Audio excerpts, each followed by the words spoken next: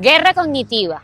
Venezuela ha sido víctima de esta guerra a través de la comunicación. Eso es justamente lo que queremos conversar el día de hoy en este especial 360 con Gustavo Villapol, profesor, periodista, comunicador popular. ¿Qué otra presentación le doy, diputado? Como te dije, la que tú quieras es verdad. Y estamos justamente en las calles de Caracas un poco para mostrar lo que es la dinámica, ¿no? De un pueblo que no se detiene y que justamente ha sido víctima a través de la comunicación. ¿Cómo explicar esto? Bueno, Venezuela tiene ya magíster, posgrado, postdoctorado en guerra comunicacional, ¿no? Tenemos ya 25 años en esto, desde el 2002. No, hubo como lo que había es como una transición de los tipos de ataques. Exacto. Justamente ahorita en las elecciones vivimos una y usted lo explicaba en una sesión y decía una frase que quedó, ¿no? Y que queda para la historia, que es: con los fascistas no se negocia. Y nos explicaba cómo fue esa guerra y la dimensión de ella. Sí, y una de las cosas más interesantes es que cuando uno habla de fascismo, todo el mundo piensa en el bigotico de Hitler o en la calva de Mussolini, ¿no? Todo el mundo, o en History Channel. Y resulta que eso ha mutado y es un fenómeno que ahora se presenta a través del mundo digital, ¿no? Se presenta a través de la intolerancia, de la persecución, pero incluso el propio algoritmo te empuja a conductas fascistas cuando te encierra en la comodidad de los iguales y todo lo que opine distinto a ti se transforma en algo que debes rechazar y que finalmente cuando lo ves en la calle o cuando te incitan, terminas actuando violentamente en contra de otros seres humanos. Entonces ahí hay un caldo, en ese famoso algoritmo del que todo el mundo habla, ahí hay un caldo de una conducta que es típica del fascismo, que es la intolerancia al que piensa distinto a niveles de que eres capaz de asesinar, lo que fue lo que pasó aquí en Venezuela los días 28, finalizando el 28 y el día 29, después del proceso electoral que ganó el presidente Maduro. Entonces yo creo que esto apenas es un tema de estudio a nivel mundial, ¿no?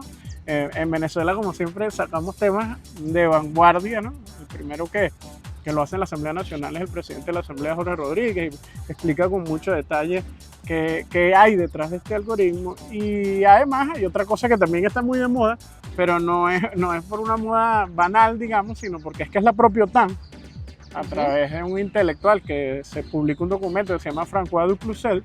El tipo explica, bueno, qué es la guerra cognitiva. Vamos por las mentes de la gente, ya no necesitamos lanzar bombas para ganar las guerras, dice el tipo, ¿no? Este intelectual francés. Dice, nosotros lo que necesitamos es que la gente actúe como nosotros queremos que actúe y no tenemos necesidad ni siquiera de pelear. Y así vemos una Argentina, a los ratones votando por los gatos.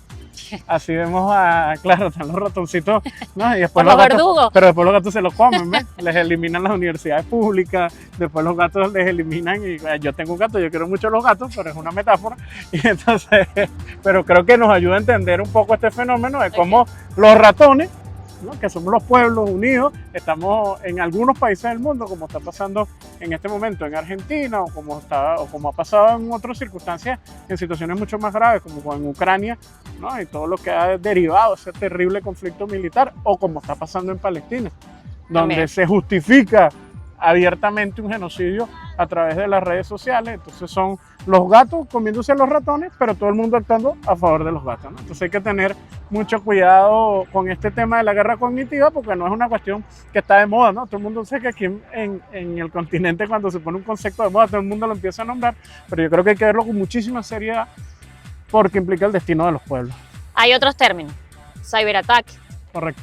En medio de todo eso han sido, usted también explicaba como las dimensiones, hablando de ello, nos atacan por un lado todo lo que tiene que ver con el Estado-nación, indiscutiblemente esa institución pública, institución privada, y al individuo a través de lo que llamamos entonces, conocemos como redes sociales. Sí, porque esto tiene dos aristas, ¿no? Yo lo explicaba precisamente en esa intervención de la Asamblea. Una primera arista, que es el tema de la guerra digital, de la guerra cognitiva, donde te atacan a tu mente, donde tratan de convencerte desde tus gustos, desde tus convicciones, desde lo que tú te formaste, ¿no? Entonces te los refuerzan y al mismo tiempo te inventan una narrativa que termina siendo totalmente falaz. Y está la segunda arista, que es los ciberataques, que yo lo digo, es como una continuación de la guerra por otros medios. Sé que hay un intelectual que dice que la política es la continuación de la guerra por otros medios. Bueno, los ciberataques, la ciberguerra es la continuación también de la guerra por otros medios, es la continuación de la política por otros medios. ¿Por qué? Porque, bueno, utilizan todas las plataformas digitales. Mira, la OTAN tiene increíbles formaciones de ciberataque. Tiene unidades de ciberataque. Francia, España, Israel. Todos esos países tienen años preparándose para ciberataques. Hubo uno en Estonia, María Gabriela, que fue una locura. Tumbaron el aparato estatal por completo. Eso fue como en el 2008. Ese es uno de los paradigmáticos que comenzó todo este rollo en los ciberataques.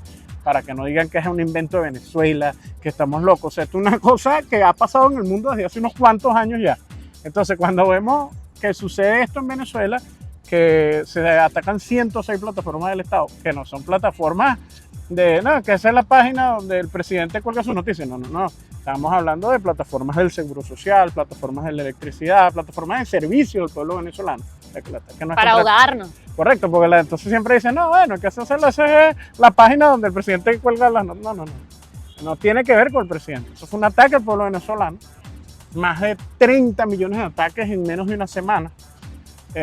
Páginas extraordinarias de medición de ciberataques en el mundo, una rusa, una estadounidense, publicaron informes que, ojo, no tienen nada que ver con el gobierno venezolano, pero dijeron sí, durante el día 28, 29 y 30 del mes de julio, Venezuela fue uno de los países con mayor cantidad de ataques de denegación de servicio en el mundo entero. Es más, la cosa es tan candela, María Gabriela. Ese ataque fue tan candela que si chequean los ataques y el histórico de ciberataques desde que existen los ciberataques, hay un gráfico de Google que dice que el mayor fue como de 685. Eso tiene una unidad de medida. Y el de Venezuela, en su pico más alto, fue de 700. Eso te dice todo. O sea, el mayor ataque en la historia del mundo entero de los ciberataques. Incluimos guerra de Ucrania, incluimos todos los conflictos militares que han existido desde ese ataque a Estonia para acá. No fue tan alto como el pico del 30 de julio que hubo aquí en Venezuela, que fue de 700. Entonces, es una cuestión comprobable, es una cuestión que con solo ver un poquito se puede comprobar. Lo que pasa es que, como te dije, son dos autopistas. En una autopista está la guerra digital, la guerra cognitiva, que para convencernos de una cantidad de mentiras, y por el otro lado hacen el ataque militar. Ahora, para el común, para el que nos está viendo en su casa, esa mamá además que, por ejemplo, yo, en medio de todo, entro en debate familiar por mi adolescente. Claro. Que es un consumidor nato de lo que son las tecnologías. Incluso hace unos días comentaba allí justamente con Boris y le decía, a mí me angustia que a veces los muchachos de hoy en día no dimensionan como lo que están viviendo o incluso los privilegios o beneficios, por ponerle algún calificativo, que pudiesen tener, por ejemplo, el acceso a la educación. Correcto. Entonces, así como normal, porque porque ya es un derecho y es unas luchas que mi generación dio y que tu generación dio. ¿Cuáles son los retos justamente que tenemos de aquí en adelante? No, yo creo que tenemos un reto extraordinario como país. Lo primero que te puedes ir de lo macro a lo micro, para llegar de lo estratégico a la adolescencia de tu chamo. Entonces, lo primero es que los venezolanos tenemos en nuestras manos la principal reserva de petróleo de la humanidad. O sea, cualquier elección que hay aquí en Venezuela, cualquier cosa que pase aquí en Venezuela, decide si esa reserva de petróleo le queda a la OTAN o le queda a los BRICS, o queda en el bloque que está construyendo la paz en el mundo, que quiere construir un sistema alternativo, ¿no? Ya eso nos pone en una disyuntiva tremenda. Ahora, ese es tremendo reto, por eso te dije, tenemos grandes retos. Ahora, si nos vamos un poquito más a lo cotidiano, yo creo que estas nuevas generaciones tienen que construir su propio ambiente, su propio ecosistema digital. Las nuevas generaciones tienen un gran reto de prepararse como innovadores, como tecnólogos, como ingenieros en sistema, como desarrolladores. Ahorita cualquier muchacho es desarrollador con un tutorial de YouTube. Se mira un mes seguido tutoriales de YouTube de cómo crear código y termina desarrollando una página web. Bueno, yo creo que tanto el Estado venezolano como la propia juventud tiene una responsabilidad tremenda en este tema. ¿Y por qué te lo digo? Porque al final nosotros podemos dar una gran batalla en las redes que tenemos, en las redes existentes, pues, de las 5 plataformas, la del humor, la del otro y la del otro.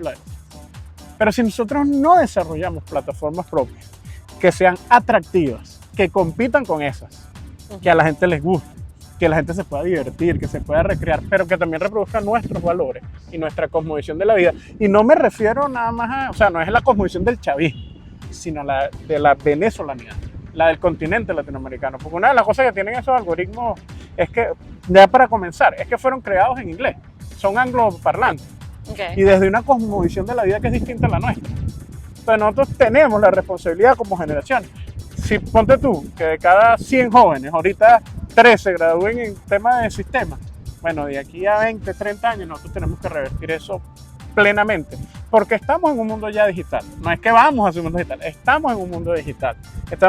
Vamos a avanzar hacia la desaparición de la moneda. Vamos a avanzar hacia las ciudades digitales, hacia ciudades sustentables. Vamos a avanzar hacia transportes digitales. O sea, el mundo se va a digitalizar. Y si nosotros repetimos el mismo error del siglo XX, que las tecnologías las tenían las grandes potencias y nosotros le dábamos solo los recursos, entonces seguiremos sufriendo los mismos problemas. Justamente hablando de renovarnos, vemos que se está trabajando en lo que es el Congreso del Bloque Histórico, que han venido reuniéndose, el capítulo comunicación, y justamente también hace unos días está el tema de la ley de comunicación que se está discutiendo, de comunicación del Poder Popular, Correcto. en la Asamblea Nacional. Esto forma parte un poco de esa renovación, de ese trabajo que hay que Claro, hay que hacer un esfuerzo tremendo en materia de jurisprudencia. Hay que actualizar todas nuestras plataformas jurídicas en torno a este mundo digital, que eso tiene aristas en lo económico, aristas en el tema de la economía digital, eso tiene aristas en la cotidianidad. O sea, la cosa digital se hizo tan cotidiana para nosotros, maniobres. O sea, nosotros compramos a través del teléfono, nosotros pagamos todo a través del teléfono, nosotros vivimos a través del teléfono. Y eso a medida que pasen las generaciones, pues todavía tú y yo, que somos unos jóvenes adultos, ¿cómo es que le dicen? Unos adultos contemporáneos. Exacto. Pero cuando eso vaya transitando de generación en generación, se va a hacer tan cotidiano lo digital que el Estado y el país y la nación tienen que adecuarse a ello. Entonces, el tema de la ley de la comunicación popular pasa también porque nuestros comunicadores y comunicadoras populares se adapten a ese mundo también, sin desaparecer, todo lo contrario, más bien fortaleciéndose, desarrollándose, vinculándose a la comuna, construyendo sus propios espacios de encuentro. Yo siempre en mi libro, y disculpa que me cite, eso me da un poco de pena, pero en mi libro Los Amos del Significado, yo he hecho siempre el cuento de cómo utilizamos las herramientas digitales que ellos tienen para dominarnos, para salvar al país. O sea, cómo se comunicaba la gente en el año 2017, 2018 y 2019 para distribuir los claps. Es así. ¿Cómo se asocia una comunidad para distribuir los claps? A través de un grupo de WhatsApp.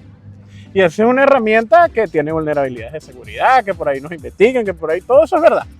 Pero lo cierto es que agarramos esa herramienta que es valiosa, y a través de ella nuestra señora responsable de clase, nuestra jefa, nos mandaba un mensajito, para todo el mundo baja, hay que cargar la bolsa, no sé qué, hay que distribuirla casa por casa.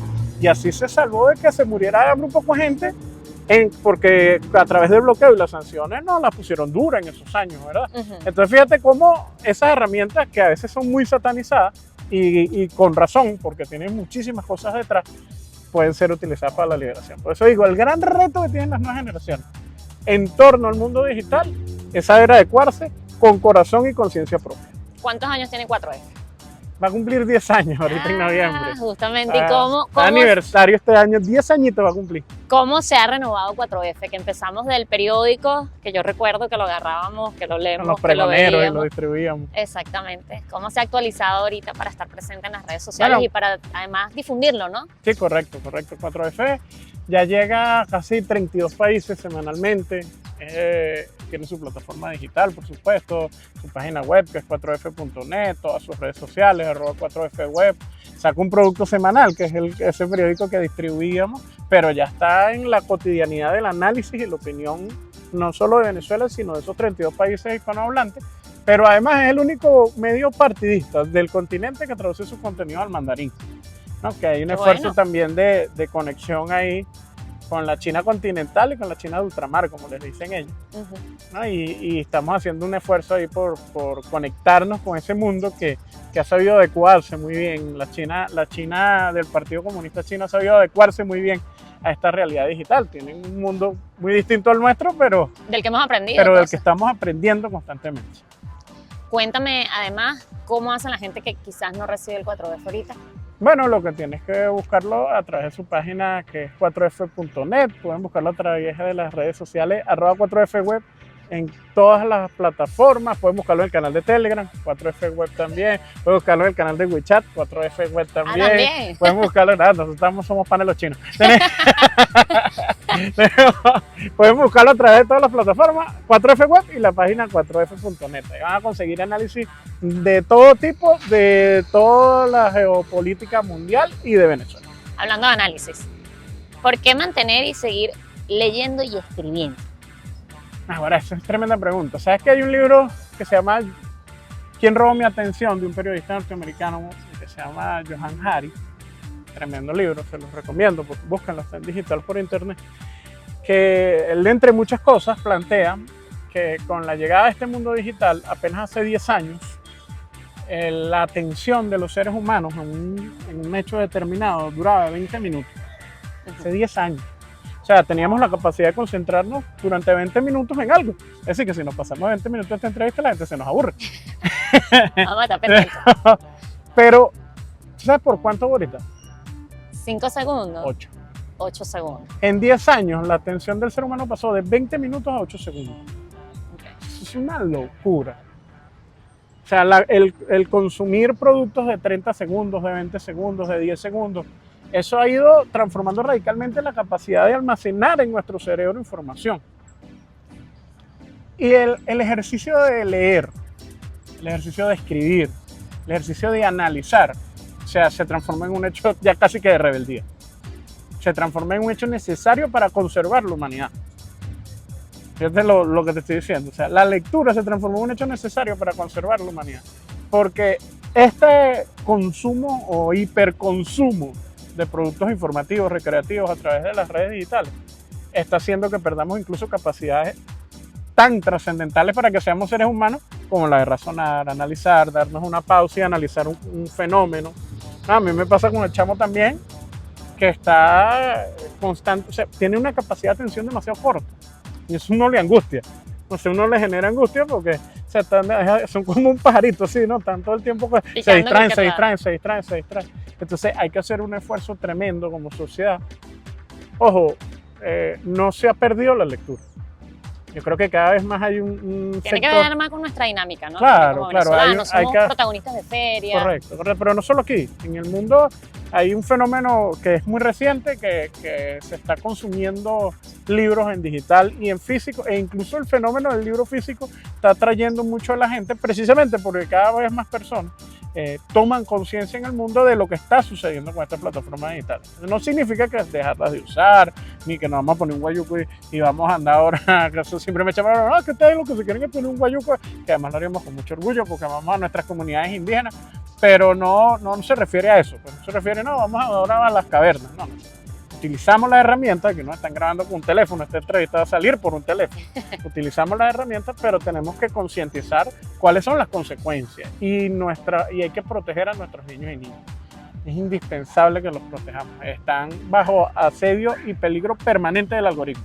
El algoritmo los está acechando para alienarnos, para robarles su atención, para llenarlos de violencia, para hacerlos intolerantes. Entonces hay que conversar mucho con ellos, hay que hablarle, hay que explicarles. No es que dejes de utilizar la herramienta, pero es que comprendas lo que sucede. Yo me acuerdo de un ejercicio que hacía mi mamá conmigo en otra época, en otro contexto, que me llevaba para el cine a ver las películas de Disney. Ajá. ¿No? Que estaban cargadas de colores, de mensajes, etc. Menos mal que tuve esa suerte, ¿no? Y ella se sentaba conmigo y después de las películas, ¿por qué crees que todos los malos son de color negro o rojo? Me empezaba a tirar esas preguntas después de yo era un niño. Claro. ¿Por qué crees que los malos son tal cosa y los buenos tal cosa? ¿Qué piensas tú de esta película? Entonces hacíamos como un análisis de lo que para ese momento era lo que nos alienaba a nosotros. Un cineforo. Exacto, un cineforo familiar. Un cineforo uno a uno con mi mamá, ¿no? Cada vez que íbamos a ver una película. Entonces, pero fíjate, eso que hacía mi mamá conmigo, en otra época, en otro contexto, pues nosotros digamos que los mensajes nos los pasaban por ahí, hoy hay que hacerlo con el teléfono. Es indispensable. Si no protegemos la mente de nuestros niños y niñas, les estamos regalando robots tipo Wall-E. ¿Se acuerdan de la película Wall-E? Que eran todos unos gordotes así que estaban sentados como en unos asientos viendo una pantalla. Bueno, le estamos regalando gordotes tipo Wall-E a la sociedad para que en un futuro sean los poderosos los que analicen, sean los poderosos los que piensen, sean los poderosos los que concienticen y nosotros estemos ahí viendo la pantalla así como unos tontos. Dándole like. Dándole like y haciendo finalmente lo que ellos quieran, votando por los gatos. Es así.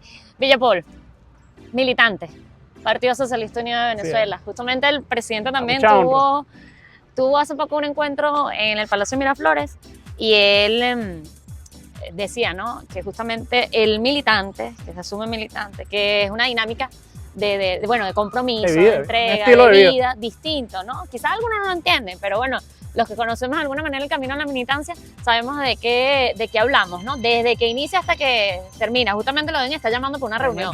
No tengo duda. Un momentico que tengo una entrevista. Dale para adelante. Un momento, ya vamos a terminar. También el presidente hablaba de la política, de lo que se ha convertido la acción política. Y esos virus que de alguna manera justamente quiere la derecha que estén presentes. Están los egos, está el individualismo. Usted se ríe como que porque justamente esos son debates que también se dan, ¿no? Sí, claro, sin duda. ¿Qué viene? ¿Qué hay que hacer ante eso? ¿Cómo trabajarlo, ¿no? En lugares de posición, de responsabilidad. Sí, lo primero que hay que entender es que ninguna revolución la hace gente venida de Marte, extraterrestre, y viene gente en un platillo volador y dice, vamos a hacer una revolución y vamos a transformar el mundo. La hacen los seres humanos que están aquí, en este mundo capitalista, que te forja en el individualismo, en el egoísmo, en la idolatría, en el hedonismo. O sea, son tantos antivalores que tiene este sistema. Entonces, quien se dedica a la militancia, porque asume un proceso de conciencia de que eso debe cambiar, pero no significa que no tenga rezagos de eso, que no se haya formado en ese mundo. Es como quienes estamos en lucha por ser feministas, no significa que no nos hayamos formado en el patriarcado, ¿no? Entonces, es más o menos el mismo símbolo. Entonces, ahí hay que hacer un esfuerzo tremendo, sobre todo porque hay una mala concepción, pienso yo, de que no es que los jóvenes ahora que no tienen los valores que nosotros teníamos. Yo creo que mis errores como generación se transmiten a la generación posterior. Yo no lo puedo delegar errores a las nuevas generaciones que hayan sido producto de nuestros errores como generación. Yo lo que creo es que hay que hacer un gran esfuerzo por pregonar muchísimo lo que es un militante, lo que es una conducta revolucionaria, lo que es ser modesto, que es la modestia, que es lo contrario del ego ese que tú hablabas, ¿no? Que te da, por ejemplo, un cargo o gente alrededor adulándote o diciéndote cosas. Yo creo que hay que hablar mucho de esto. Nuestros líderes están permanentemente hablando de este tema, pero eso se tiene que transformar en una política formativa, una política educativa porque además, en el mundo digital, el algoritmo está diseñado para que seas cada vez más individualista. El tema del selfie, que es el our self en inglés, es un tema para que eres tú con tú. No hay más nadie. Eres tú con tú. ¿No? Entonces, eso puede ir incrementándose porque incluso el sistema ha conseguido formas de que eso se fortalezca en nuestra conducta. Entonces, las revoluciones tienen un reto tremendo para que sus militantes, para que los hombres y mujeres que concientizan de alguna manera que hay que transformar la sociedad, rompan con los vicios del ego, de la corrupción, con los vicios de todos esos vicios tremendos que nos da el capitalismo y que quienes hacen una revolución no están exentos a ellos. Pero para eso también tenemos a los panas, digo yo. No, para que te metan un pellizco. No hay nada más peligroso que quien no te dice que te equivocaste. Así que cuidado. Yo creo que esa es una enseñanza tremenda que yo he aprendido en este camino desde que tengo, 15 años, estoy militando en esta revolución. Yo creo que si algo he aprendido es que no hay nada más peligroso que quien te está jalando mecate todo el tiempo y te dice, oye, qué bello te queda todo, qué hermoso, qué bonito. Eso sospecha de quien le esté jalando mecate. Claro, porque al final esos son los más peligrosos. Yo creo que hay que hacer un gran esfuerzo por tener panas que te digan, cálmate, vale, ¿qué son esas conductas? ¿Por qué trataste mal a esa persona? Si lo que te está pidiendo algo, ¿por qué le dijiste trataste con una patada a esos trabajadores que lo que te están es exigiendo un reclamo? Entonces yo creo que esa sensibilidad, esa conducta que al final es Chávez, que al final es lo que significó Chávez para este pueblo, ese dirigente. El servir al pueblo. El servir al pueblo, pero además eso no existía. Yo creo que me imagino que desde Bolívar. La posibilidad de que un hombre que estuviese en la primera magistratura, la gente sintiera que era como él. Y ser militante es eso. Ser militante es seguir siendo pueblo, así estés en el Olimpo. Usted está en el Olimpo y baja otra vez y sigue hablando con su gente, con sus panas, con la gente del barrio, con la gente de la comunidad, te tiras una partida de básquet. O sea, no te resta. Hay como una falsa concepción de que no me puedo mostrar. Esa es una concepción muy norteamericana de la política. Muy norteamericana de la política, que los asesores te dicen, no, usted no puede salir de su barrio, tiene que vestirse de tal forma, tiene que hacer no sé cosas. Y eso no es una concepción revolucionaria de la política. La concepción revolucionaria de la política, compadre, usted puede estar en el Olimpo, pero usted se va para su barrio, juega su partido de básquet, porque además pierde. Sigue siendo gente. No, pero además, si no lo haces, pierdes el olfato. Y pierdes la dirección y empiezas a hacer cosas que no tienen que ver con la cotidianidad y con la realidad. Y con lo que necesita y con el lo país. que sufre la gente. Además. O sea, la gente cotidianamente tiene problemas, las diferencias de clase no se desaparecen porque hay una revolución, las diferencias, los problemas no se desaparecen porque hay una revolución, las revoluciones están ahí para transformarla, para batallar en contra de esos problemas. Pero tenemos que hacer un esfuerzo como militantes de repartir, de reproducir esta conducta. No lo digo desde lo digo también desde la modestia, pues, porque uno comete errores como cualquiera, pero también desde la experiencia de ser la juventud de Chávez. Yo tuve la oportunidad de ser la juventud de Chávez como muchos, como miles de jóvenes que son extraordinarios, que son honestos, que son humildes, y yo creo que esas son las conductas que hay que reproducir. El 10 de enero ya el presidente recibió la invitación desde el Poder Legislativo para que vaya a la Asamblea Nacional. ¿Con qué canción la vas a recibir? Gustavo, te vi por ahí bailando. A mí bailando. En un video. Es posible. Me encanta bailar, me encanta bailar. ¿Con qué canción vamos a recibir al presidente? Ay, Dios mío, también canta. No digas que no porque está en el video. Vamos a una de Carlos Puebla, ¿no? Una de Carlos Puebla. ¿Cuál es? ¿Cómo dice? Y se acabó la diversión. Llegó el comandante y mandó a parar. Cuando llegue el 10 de enero el presidente Nicolás Maduro a la Asamblea Nacional, se acabó la diversión.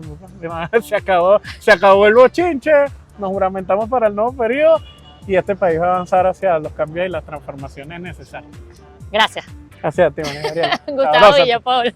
Bueno, muchísimas gracias, Gustavo Villapol. Visiten 4F, mucho análisis, mucho quizás nos quedó por allí pendiente, pero estaremos comprometidos a seguir comunicando a través de 360 este tipo de espacios en el que, bueno, son muchos los temas que se abordan, pero además mucha responsabilidad y mucho transitar que tiene Venezuela. Chao.